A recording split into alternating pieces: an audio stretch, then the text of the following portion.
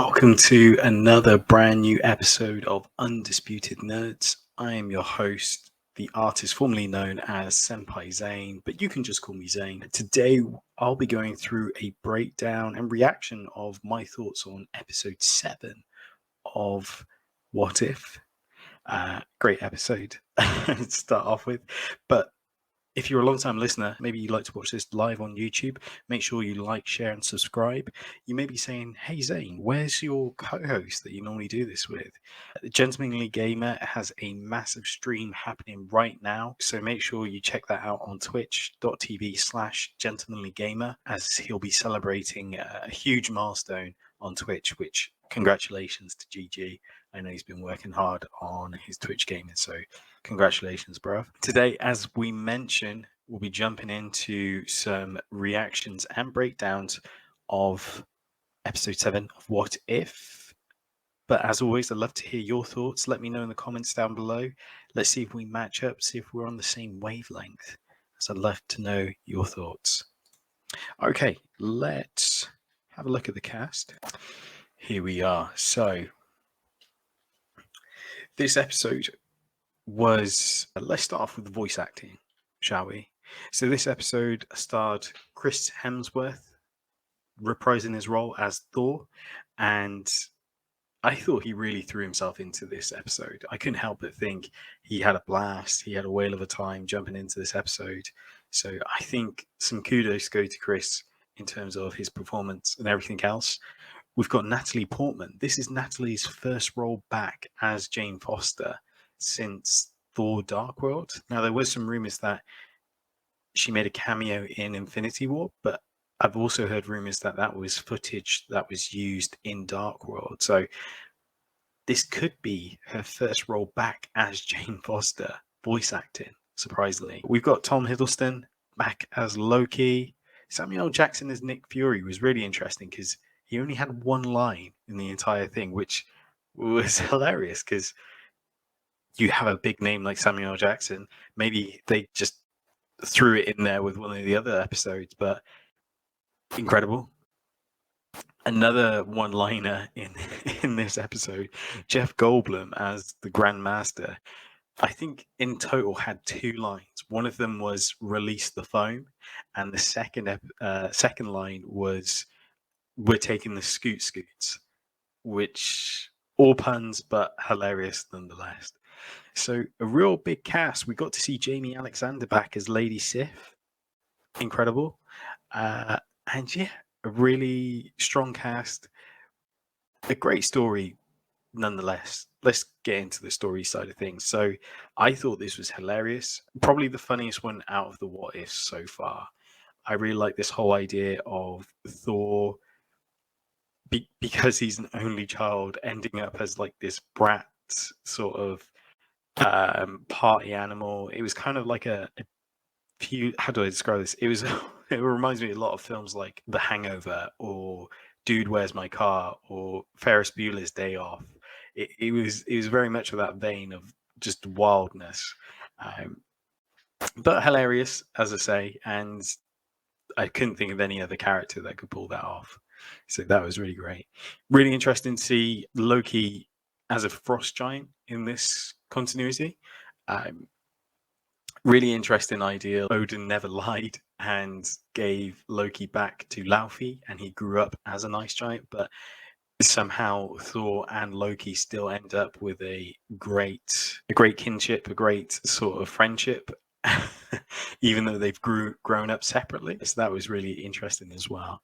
A lot of Easter eggs in this one. Again, I think there was one in terms of a Hangover sort of reference where Rocket was in the sink after a wild night of partying, and Thor says, "Look at this rabbit." I think that's also a callback to Infinity War, where he calls Rocket a rabbit. So a really funny and great callbacks in here. Another interesting callback in this as well is that Fury gets knocked out by Korg, and this forces Maria Hill to contact Captain Marvel, which isn't voiced by Brie Larson, which is really interesting. It's actually voiced by Alexandria Daniels. Really convincing voice acting. They have this whole sort of big fight very, in some ways, anime-esque, where they, go for big move. It kind of, as I thought it would do, end in a stalemate where no one outdoes the other. And again, another sort of really cool Easter egg is Thor places Mjolnir, Captain Marvel, which means she can't get up, which is a great callback to the first Thor movie, where he places Mjolnir on Loki to stop him from doing his evil deeds. So yeah, real great callback and a really fun episode. So we get to see loads of characters from the extended universe, such as the Ravengers from Guardians of the Galaxy, and a load of other sort of cosmic alien beings coming to Earth to party, which again was hilarious. Some aspects were kind of very Looney Tune in some ways. So, for example, in the fight, Captain Marvel punches Thor and he flies all the way to England, but from space it says the word England, which was really bizarre but funny. So, yeah, overall, a really fun episode, but more importantly, the ending of this episode really set up things as a stinger. So, at the end of this episode, just when we got a real nice happy ending, the Watcher was doing this sort of monologue about happy endings, etc. And then he's taken surprise with a portal opening, and in front of Thor, an army of Ultron bots appear, led by Ultron, but with all the Infinity Stones embedded into his robotic chest. And surprisingly, he pops open his looks like a mask, and inside the mask, it's hard to make out, but I think it's meant to be Vision with a stone in his head. Now, this kind of makes you wonder, is this a version of Ultron that succeeded in his plans in the Age of Ultron and got the Vision body and was able to take control and still use his vibranium body as a set of armor similar to that of Iron Man? So it's going to be really interesting, and I imagine this is going to set up the finale because we've only got 2 episodes left. Let's have a quick look. That's right. So we have got episode 8, and then we've got episode 9, which is the finale. So this kind of leads into the whole idea that all the heroes that we've seen so far from the 9 episodes will come together at the end of this season to fight this super version of Ultron, which is something we speculated on this podcast. I know GG has extent constantly mentioned. So again, I think this is kind of building up to this super Ultron or Ultron version, which will be really interesting. But I want to know your thoughts. What did you think?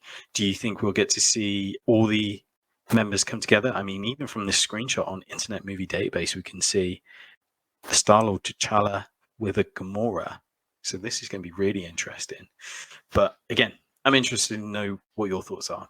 Let me know in the comments down below. As always, make sure to like, share, and subscribe. If you're watching this on YouTube, again, make sure you drop a like and subscribe. This is awkward doing it on my own. It's been a long time since I've had to record on my own. But either way, thank you for listening. Thank you for watching. And no doubt catch you on the next episode. Thanks for your time.